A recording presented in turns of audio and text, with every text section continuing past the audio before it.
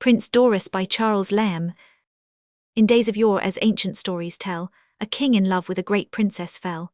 Long at her feet submiss the monarch sighed, while she with stern repulse his suit denied. Yet was he formed by birth to please the fair, dressed, danked, and courted with a monarch's air. But magic spells her frozen breast had steeled with stubborn pride, that knew not how to yield. This to the king, a courteous fairy told, and bade the monarch in his suit be bold. For he that would the charming princess wed, had only on her cat's black tail to tread, when straight the spell would vanish into air, and he enjoy for life the yielding fair. He thanked the fairy for her kind advice. Thought he, if this be all, I'll not be nice, rather than in my courtship I will fail, I will to mincemeat tread Minon's black tail.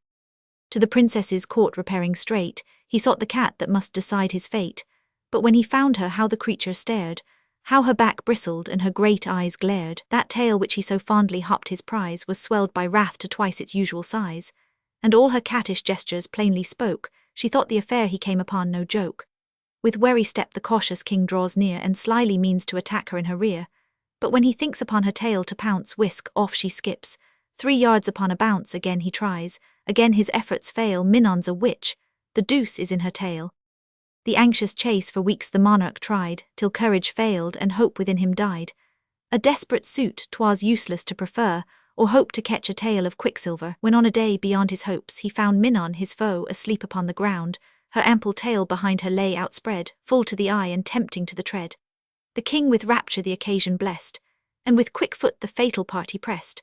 Loud squalls were heard like howlings of a storm, and sad he gazed on Minon's altered form. No more a cat, but changed into a man of giant size, who frowned and thus began. Rash king that dared with impious design to violate that tail that once was mine, what though the spell be broke and burst the charms that kept the princess from thy longing arms? Not unrevenged shall thou my fury dare, for by that violated tail I swear, from your unhappy nuptials shall be born a prince, whose nose shall be thy subject's scorn. Blessed in his love thy son shall never be, till he his foul deformity shall see, till he with tears his blemish shall confess, discern its odious length and wish it less. This said he vanished, and the king a while mused at his words, then answered with a smile, Give me a child in happy wedlock born, and let his nose be made like a French horn. His knowledge of the fact I ne'er can doubt, if he have eyes or hands he'll find it out. So spake the king, self-flattered in his thought, then with impatient step the princess sought. His urgent suit no longer she withstands, but links with him in hymens not her hands. Almost as soon a widow as a bride, within a year the king her husband died. And shortly after he was dead and gone, she was delivered of a little son, the prettiest babe, with lips as red as rose, and eyes like little stars, but such a nose. The tender mother fondly took the boy into her arms, and would have kissed her joy. His luckless nose forbade the fond embrace, he thrust the hideous feature in her face. Then all her maids of honour tried in turn, and for a prince's kiss in envy burn. By sad experience taught, their hopes they missed, and mourned a prince that never could be kissed. In silent tears the queen confessed her grief, till kindest flattery came to her relief. Her maids, as each one takes him in her arms, expatiate freely o'er his world of charms. His eyes, lips, mouth, his forehead was divine, and for the nose, they called it aquiline, declared that Caesar, who the world subdued, had such a one, just of that longitude that kings like him compelled folks to adore them, and drove the short-nosed sons of men before them. That length of nose portended length of days, and was a great advantage many ways. To mourn the gifts of Providence was wrong. Besides, the nose was not so very long. These arguments in part her grief redressed, a mother's partial fondness did the rest, and time that all things reconciles by use, did in her notions such a change produce, that, as she views her babe with favour blind, she thinks him handsomest of humankind. Meantime, in spite of his disfigured face, Dorus, for so he's called, grew up apace. In fair proportion all his features rose, save that most prominent of all, his nose. That nose which in the infant could annoy was grown a perfect nuisance in the boy. Whene'er he walked his handle went before, long as the snout of ferret or wild boar, or like the staff with which on holy day the solemn parish beadle clears the way. But from their cradle to their latest year, how seldom truth can reach a prince's ear. To keep unwelcome knowledge out of view, his lesson well each flattering courtier knew. The hoary tutor and the wily page, unmeet confederates, dupe his tender age. They taught him that whate'er vain mortals boast, strength, courage, wisdom, all they value most, whate'er on human life distinction throws, was all comprised in what? A length of nose, even virtue's self by some surpassed chief merit in short-nosed folks was only want of spirit. While doctrines such as these his guides instilled, his palace was with long-nosed people filled. At court whoever ventured to appear with a short nose was treated with a sneer. Each courtier's wife, that with a babe is blessed, molds its young nose betimes, and does her best by pulls and hauls and twists and lugs and pinches, to stretch it to the standard of the princes. Duped by these arts, Dorus to manhood rose, nor dreamed of aught more comely than his nose, till love, whose power even princes have confessed, claimed the soft empire o'er his youthful breast.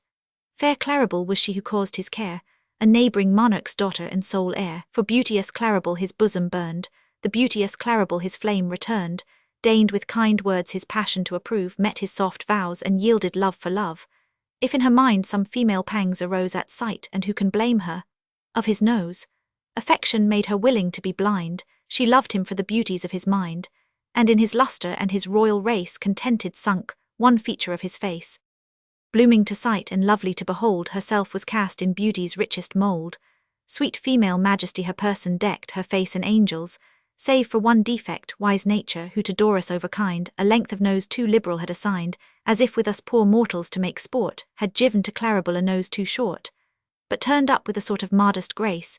It took not much of beauty from her face, and subtle courtiers who their prince's mind still watched and turned about with every wind, assured the prince that though man's beauty owes its charm to a majestic length of nose, the excellence of woman, softer creature, consisted in the shortness of that feature.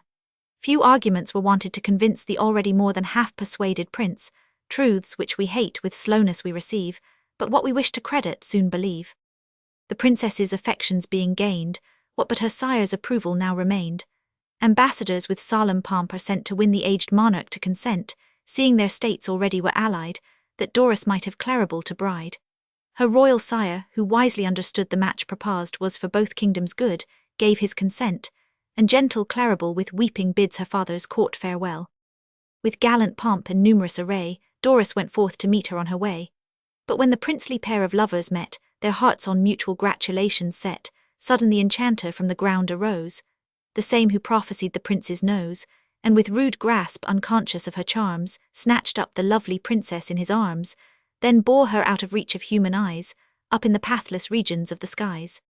Bereft of her that was his only care, Dorus resigned his soul to wild despair, resolved to leave the land that gave him birth, and seek fair Claribel throughout the earth. Mounting his horse, he gives the beast the reins, and wanders lonely through the desert plains.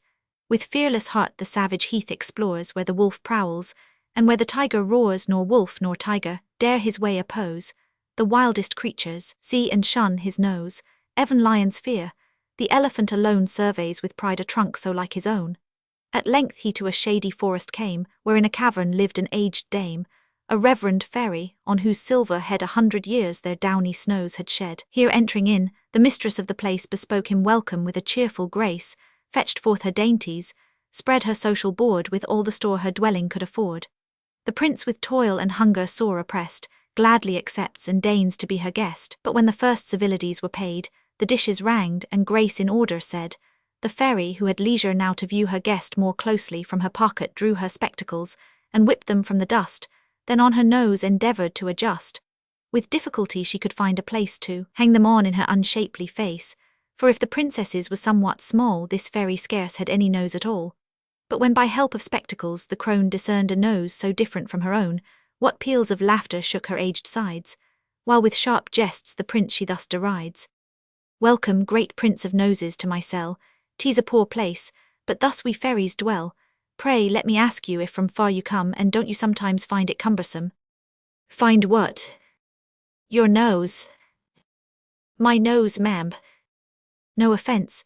The king your father was a man of sense, a handsome man, but lived not to be old, and had a nose cast in the common mould.